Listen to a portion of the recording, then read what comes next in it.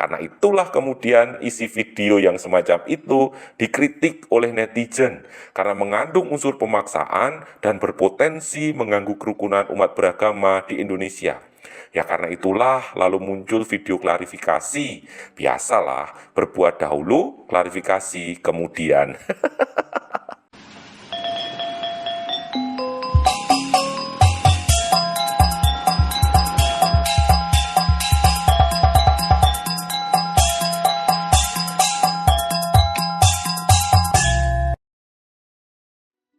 Jumpa lagi dengan saya, Lek Kotes. Curhat lagi ya. Saya tuh bingung dengan isi video klarifikasi Safilda TV. Itu loh channel YouTube yang akhir-akhir ini viral karena cuplikan videonya beredar di media sosial. Bukan channel baru sebenarnya, karena sudah dibuat sejak tanggal 19 Juni 2020. Videonya saja sudah sampai 179, subscribernya sudah 211.000 subscriber. Ya memang bukan channel yang besar banget, tapi juga bukan channel yang kecil. Penonton videonya aja ada yang sampai jutaan kok. Walau memang rata-rata ribuan sih, tapi tidak mengecewakan untuk channel YouTube yang ada AdSense-nya sih. Nah, sesuai deskripsi channel, yakni Islamic Social Experiment, isi video dari channel ini rata-rata seputar seorang perempuan bercadar yang menawarkan memakai jilbab kepada perempuan-perempuan yang belum memakainya. Yang tidak pakai jilbab ini digambarkan berperilaku tidak baik sehingga harus disadarkan. Dan tawarannya ini bukan hanya kepada perempuan muslim ya, juga kepada perempuan non-muslim. Nah, cara menyadarkannya tentu saja dengan kata-kata sakti dari mbak-mbak bercadar ini menyentuh hati begitu. Dan sakti bener kok, karena rata-rata berhasil tuh. Dan kalau berhasil kemudian perempuan ini yang belum memakai jilbab mau memakai jilbab lalu diberikan label toleransinya luar biasa. Ya aneh sih memang itu. Karena itulah kemudian isi video yang semacam itu dikritik oleh netizen karena mengandung unsur pemaksaan dan berpotensi mengganggu kerukunan umat beragama di Indonesia. Ya karena itulah lalu muncul video klarifikasi. Biasalah, berbuat dahulu, klarifikasi kemudian. Klarifikasinya tidak ada di channel Safilda TV, tapi ada di channel Esagio VR yang sepertinya rekan dari Safilda. Saya menonton video klarifikasinya dari awal sampai akhir sesuai permintaan yang ada di video klarifikasi tersebut. Yang tampil di sana adalah Safilda, perempuan bercadar yang jadi tokoh utama konten-konten tersebut. Ada pula seorang pria bernama Esa yang mengaku sebagai editor video dan pembuat thumbnail di YouTube. Satu orang pria lagi mengaku sebagai saksi pembuatan video, dan satu perempuan lagi bernama Lastri yang disebut talent dalam salah satu video mereka. Yang membuat saya bingung adalah dalam video klarifikasi tersebut tidak ada penjelasan soal motivasi mereka membuat konten semacam itu.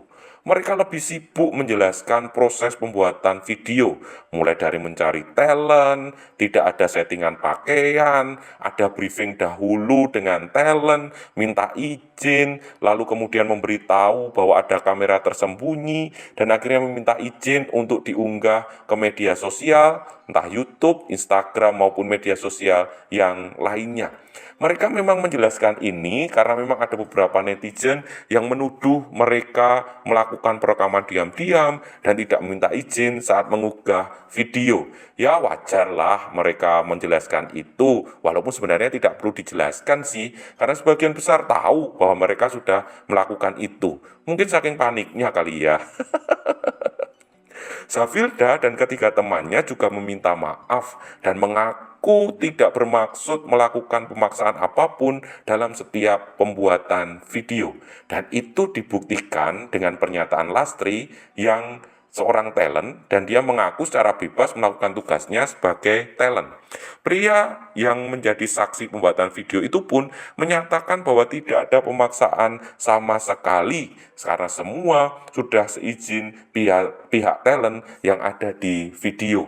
Lalu ditampilkan juga video-video saat Safilda dan timnya memberitahukan bahwa ini konten di YouTube, meminta izin untuk diunggah, dan mereka juga menampilkan chat-chat yang menunjukkan para talent melakukannya dengan rela hati.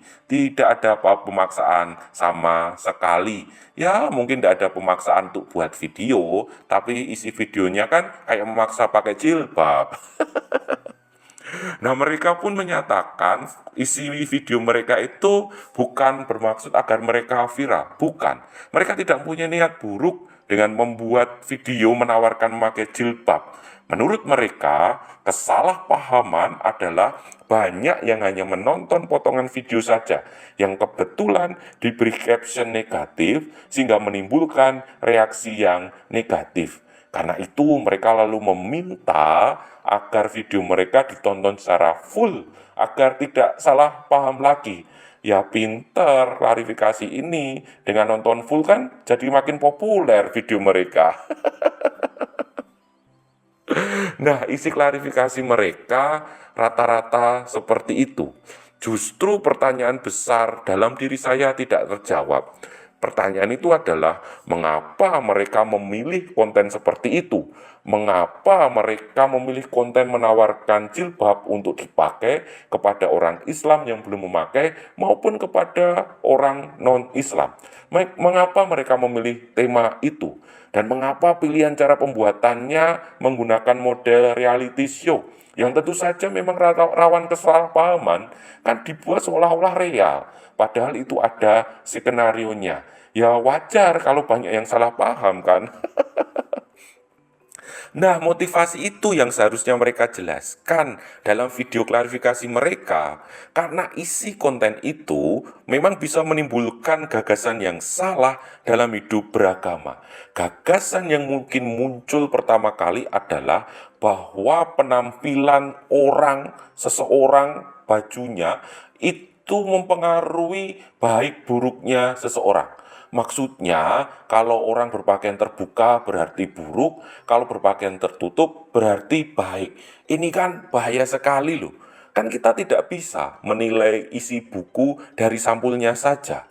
Demikian juga penampilan luar seseorang belum tentu sesuai dengan penampilan dalam seseorang. Kalau ini terus terjadi dan terus tumbuh, nanti mudah loh menghakimi yang pakaiannya terbuka, dianggap jahat, masuk neraka, sementara yang pakaiannya tertutup, penghuni surga. Padahal kan belum tentu seperti itu. Ada orang yang munafik hanya berpenampilan baik saja, tetapi tindakannya luar biasa jahat. Kita tahulah ada yang penampilannya alim tapi jadi pelakor, ada yang penampilannya alim tetapi melecehkan banyak perempuan. Kan ada, sudah banyak contohnya. Dan rata-rata yang berpenampilan alim ini mudah loh mengelabui korbannya karena penampilan alimnya itu. Karena itulah gagasan menilai pribadi seseorang dari penampilan luarnya itu berbahaya sekali, karena dengan penampilan alim berbuat kejahatan bisa saja semakin mudah. Bahkan kalau penampilannya alim masih saja ada yang membelanya. Ini kan bahaya luar biasa. Bisa-bisa banyak orang berpikir berpenampilan alim biar bisa jahat tapi mudah. Kan bahaya sekali ini.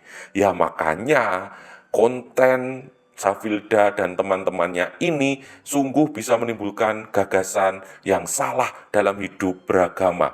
Ya itulah yang seharusnya mereka klarifikasi. Kalaupun mereka meminta maaf, ya kita terima maafnya. Tetapi ya jangan kemudian membuat konten-konten seperti itu lagi. Kalaupun mau membuat konten soal agama, saya berharap mereka belajar dululah agama yang benar, memperdalam dululah ilmu agamanya. Jangan sampai konten soal agama yang mereka buat menimbulkan gagasan yang salah, menimbulkan salah paham. Ini juga kasihan loh kepada perempuan-perempuan yang berjilbab dan bercadar, seolah-olah mereka semua seperti Safilda loh nantinya. Maka kalau ada orang ketemu orang jilbaban atau orang pakai cadar, jadi takut itu loh, jangan-jangan nanti dipaksa pakai jilbab ini. Karena itulah ini berpotensi mengganggu kerukunan antar umat beragama, karena memang kelihatan ada unsur pemaksaan dalam isi konten mereka, walaupun ya memang hanya settingan saja. Ya wis, itu saja curhat hari ini. Semoga bermanfaat, semoga mencerahkan, dan berguna untuk kemajuan Indonesia. Matur nuwun.